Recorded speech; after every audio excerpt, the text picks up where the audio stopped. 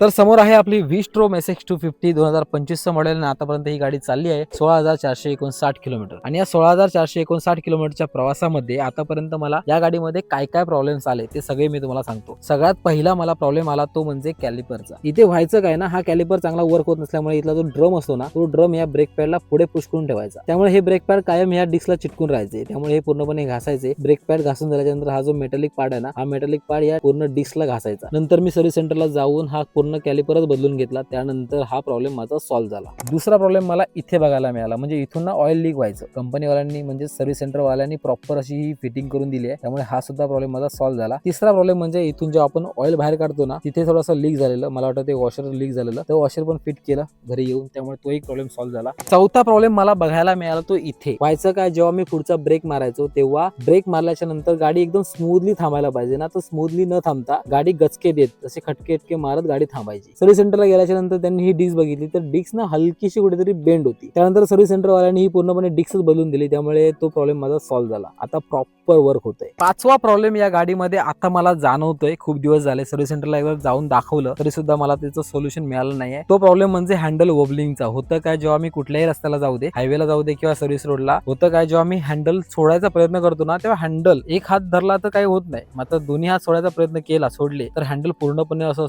Wobbling होतं। जसा speed असेल तसं वोबलिंग होतं। जर स्पीड कमी असेल तर भरपूर वोबलिंग होतं आणि स्पीड जास्त असेल तर हलकं वोबलिंग होतं, त्यामुळे खूप भीती वाटते। आणि हा हँडलचा वोबलिंगचा जो प्रॉब्लेम आहे ना, तो कशामुळे नक्की आहे तो मला अजूनही समजलेला नाहीये। सर्व्हिस सेंटरला एक दोन वेळा मी जाऊन दाखवलं, तर त्यांनी कोन सेट बघितला, चेन सेट बघितला, ते जे रबर असतात ना इथे तेही चेंज केले, मात्र अजूनही तो हँडल वोबलिंगचा प्रॉब्लेम अजून गेलेला नाहीये। मात्र 2-3 दिवसापासून मला या हँडल मध्ये अजून एक जाणवतोय प्रॉब्लेम, तो म्हणजे कोन सेटचा। खड्डे वगैरे आले, त्यामध्ये गाडी गेली किंवा अर्जंट ब्रेक मारला की इथून खट असा आवाज येतो, त्यामुळे मला असं वाटतंय की 2 दिवसापूर्वीच या गाडीमध्ये कोनसेटचा माझा प्रॉब्लेम आलेला आहे। आता तो आलाय की नाही की टाईट करावं लागेल ते आता सर्व्हिस सेंटरला गेल्याच्या नंतर समजेल। या व्यतिरिक्त अजून मी तुम्हाला 2 आवाजाचे प्रॉब्लेम सांगतो। पहिला आवाज म्हणजे इंजिनचा। म्हणजे काय होतं, जेव्हा सुरुवातीला मी जेव्हा गाडी घेतली तेव्हा इंजिनचा आवाज आणि 3 सर्व्हिस नंतर आता इंजिनचा आवाज, यामध्ये फरक आहे। हलकासा कुठे ना कुठेतरी तो आवाज वाढलेला मला जाणवतोय, त्यामुळे हा इंजिनचा एक आवाज वाढला। आणि दुसरा प्रॉब्लेम म्हणजे, हा प्रॉब्लेमच मी समजेन कारण इथून सुद्धा आवाज खूप बेकार येतो।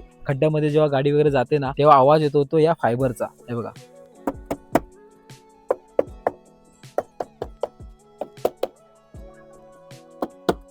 हा जो आवाज आहे ना फायबरचा, हा सगळा आवाज जेव्हा गाडी खड्ड्यांमध्ये जाते ना, तेव्हा सगळा प्रॉपर असा ऐकू येतो कानामध्ये। पण या फायबरच्या आवाजाला आपण काही करू शकत नाही, कारण ही जी फिटिंग आहे ना ती फायबर टू फायबर कनेक्ट आहे। या दोघांमध्ये मला वाटतं कुठलंही वॉशर, रबर वॉशर नाहीये, त्यामुळे हा आवाज असाच राहणार आहे।